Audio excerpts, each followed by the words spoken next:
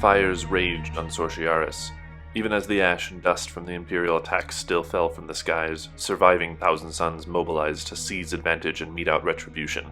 The landscape itself heaved and morphed, while nightmarish demons cavorted amongst the ruins, preying on the remnants of the Space Marine raid. Into this turmoil stepped Xentep Korazon.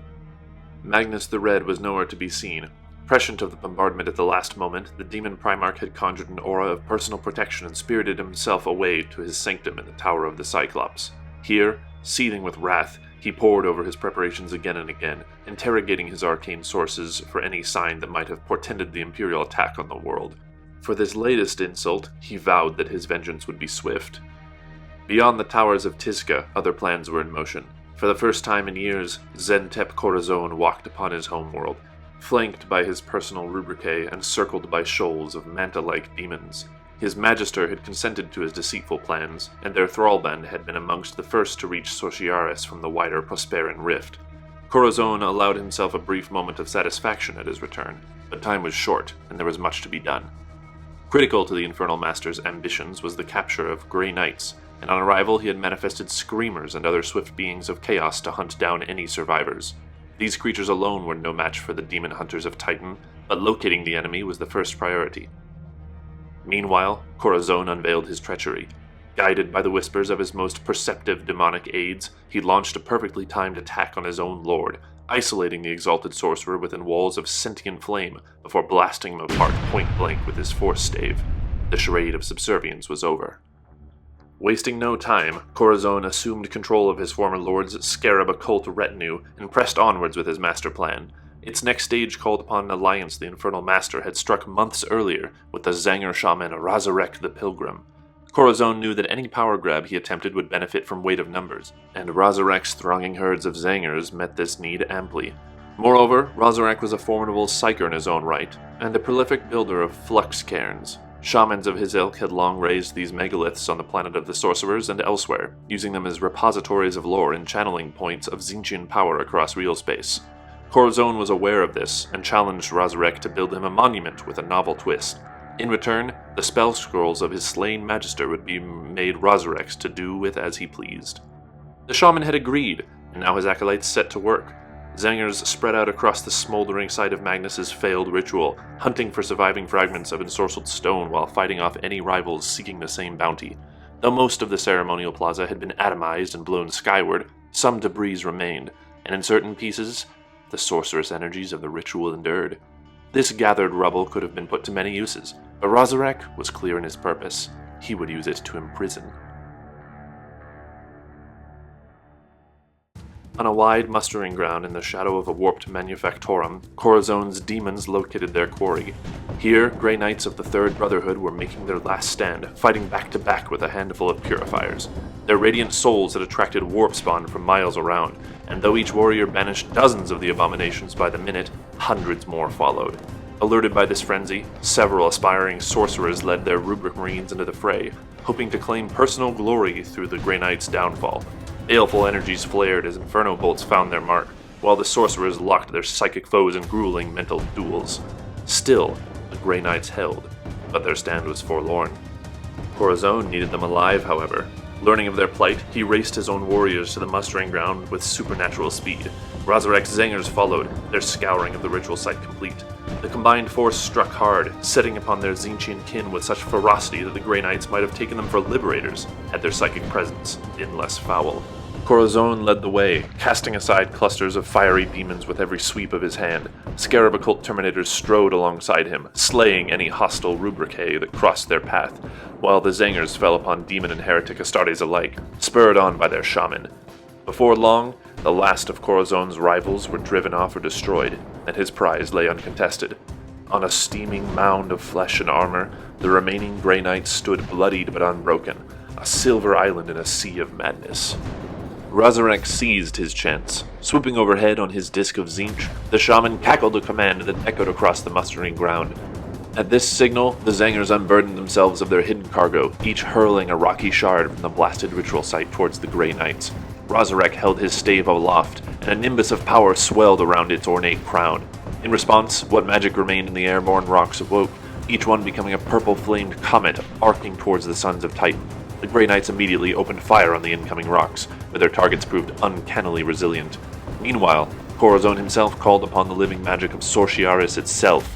Pillars of mutable rock erupted from the ground beneath the Grey Knights, and treacherous chasms shuddered open around them.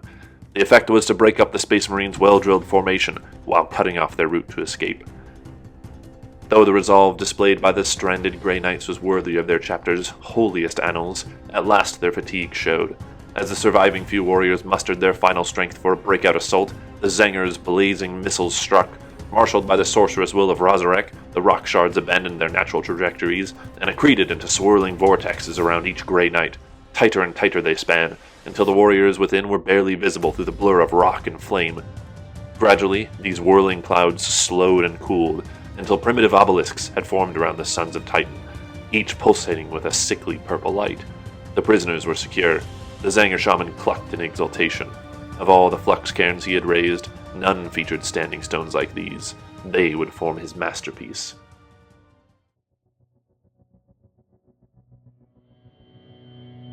Castellan Crowe was alone in his quarters aboard the strike cruiser Sanctum Meditus when the voices began. At first he ascribed them to the Black Blade of Antwyr, as he always did when haunting words entered his mind. But Antwyr's familiar taunts were present also, ranting and cursing at the outer gates of his consciousness. The voices he now heard were familiar in a different, disturbing way. They seemed to belong to imperiled Grey Knights. Echoing like distant cries in a cavern, the psychic presences identified themselves as warriors known to the Castellan, either from their reputation in the chapter or through shared experiences. Amongst them were Justicar Rollo and Lexicanium Ernholt of the Third Brotherhood, and Brother Wernfrith, a blessed knight of the flame from Crowe's own Purifier order. Other details were fragmentary, but spoke of capture, interrogation, the Senvorth system. Crowe was justifiably skeptical. The galaxy had grown still darker of late, with psychic phenomena flaring up amongst Imperial populations, hopelessly unguarded against the terrible dangers of the warp. Dark powers invaded real space through countless rifts, and entities from beyond the veil slithered into vulnerable minds at every opportunity, spreading corruption and lies. For Crowe's battle brothers to transmit their own interstellar messages in this way was almost unheard of, and the chances of such words reaching the Castellan, untainted, were slim to none. Yet the words had not reached Crowe alone. The astropaths on the Sanctum Meditus had heard the voices too, and were able to corroborate the details Crowe believed he had heard. His doubts receded further as the voices continued to speak, referencing battles they and Crowe had jointly fought, and quoting verses from the Canticles of Absolution that any impostors would be hard-pressed to know. The Castellan faced a dilemma. It would not be denied that every warrior of Titan was a mighty asset in the war against chaos, and the flawless brethren of the Purifier Order doubly so. The loss of a single brother was a thing to be lamented. Crowe's own strike force was severely depleted, however, having spent months purging Nurgle cults from the rotting jungles of Diminok. Even if these voices were trustworthy, committing insufficient numbers to a rescue mission in a remote system might serve only to compound the chapter's losses. No commander would be thanked for such a reckless course of action. With a heavy spirit, Crowe resolved to return to Titan and bolster his scant numbers before leading a full liberation force to Senvorth. The decision met with grim respect from all quarters save one. The Black Blade of Antwyr heaped derision on its keeper's caution, branding him cowardly, negligent, even liable for his brother's deaths through his inaction. As ever, Crowe weathered Antwyr's insults in silence, but when the blade returned to a favorite theme, that chapter secrets would soon be betrayed, the Castellan's blood ran cold. Though he trusted in the Grey Knight's resolve more than any others, and trusted the Demon Sword not at all, these were bleak times, and Crowe had witnessed time and again how the Black Blade itself could shake the mental defenses of those who came too close. If the prisoners had fallen into the hands of similar powers, the risk to the chapter's secrets would be grave indeed. Just as Crowe's vessel prepared to navigate homeward, his worst fears were realized. The Void-born voices persisted, but their tones suddenly changed. They asked for rescue no more, but only for forgiveness, for absolution. Vows had been broken, they said, and their souls were forfeit. These were clearly the confessions of the tortured, but Crowe despaired all the same. In the history of the Grey Knights, no battle brother had ever fallen to the corruptions of chaos. If this record had now ended, the implications for the chapter and the Imperium were unthinkable. What secrets had already been divulged, and what deeper betrayals were ripe to occur at any moment? The time for prudence had passed. Forcing Antwyr's deafening laughter to the back of his mind, Crowe set the Sanctum Meditus on a direct course for the Senvorth system. When the Grey Knights broke warp at their destination, the tortured voices renewed their chorus, and the astropaths traced them to the gas giant Hexenfast on the system's fringe. The planet's outer cloud layer had once been home to an Adeptus Mechanicus phosphorus farm, built by contracting the orbit of a small rocky satellite and boring into its surface a warren of processing plants, filtration shafts, and storage silos.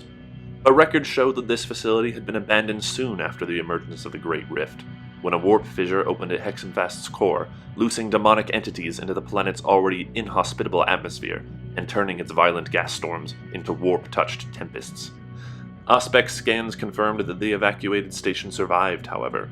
If any captive Grey Knights were to be found, it would surely be here. Hexenfast radiated evil, and any descent through its demon-haunted storms would have torn apart most vessels or driven their crews to madness. Indeed, there was no guarantee that even the Grey Knights' sanctified transports could reach the target unscathed. Willing to risk no premature losses, Crowe assembled a squad of Purifiers and embarked with them on a Storm Raven. He trusted that the combined purity of their souls would shield the gunship from any fell powers in its path, cauterizing the surrounding cloud like a heated surgical blade. Once conditions on the ground had been confirmed, other assets could be then called in from orbit. As the Storm Raven coursed through Hexenfast's roiling clouds, Crowe's faith proved well placed. The Purifier's sanctity held demonic assault at bay, but their gathered might would not silence the whispers of Antwyr, which coiled into each battle brother's mind, doubting, doomsaying, inciting fratricide. When the gunship reached its destination and let down its ramps, Crowe breathed easier knowing that his warrior's close confinement with the Black Blade was over. One trial had passed, others were soon to come. At first, the chemical facility appeared abandoned, as the records were told. Crowe led his Purifiers through its desolate remains, a dark vapor billowing from the Black Blade as he held it poised in readiness. The psychic reverberations became more and more intense as the Grey Knights advanced deeper into the facility, the voices now wailing and moaning of the covenants they had betrayed. So alarming were these confessions, the strangely shifting terrain was secondary in Crowe's mind. Rusting gantries and cooling stacks melded with the rippling rock around them, and things writhed and oozed in the shadows that even the most maverick magi biologist would have disavowed. The Grey Knights followed the voices into a cavernous distillation chamber, and here the station's true corruption was revealed. What was once a sparse industrial space had become a place of worship. Chaos stars marred imperial iconography, and foul fleshy growths sprouted from clefts in the rock. In the far wall of the chamber, the mouth of a wide tunnel led off into darkness. Contacting the Sanctum Meditus to demand reinforcements, Crowe advanced. Whatever secrets had been surrendered, judgment would follow victory. The psychic confessions grew more and more clamorous as the Grey Knights neared the mouth of the tunnel. Clearly the prisoners lay within. But before it could be reached, the air filled with avian screeching and the braying of savage horns. Emerging from hatches and fissures throughout the chamber, a host of zangers fell upon the Grey Knights, cutting off their retreat. In the same moment, a burst of warp fire filled the mouth of the tunnel, and out of the flames strode scarab occult terminators, their sorcerer ushering them onwards with his blazing staff. As the Purifiers wreathed their own weapons with righteous fire, another psychic foe appeared. Razarek the Pilgrim soared down from the cavern's shadowy heights, babbling Tzeentchian spells. Chanting holy verses known only to their order, Castellan Crowe and his Purifiers readied for battle. This ambush would fail, and its architects would perish. Titan expected nothing less from them.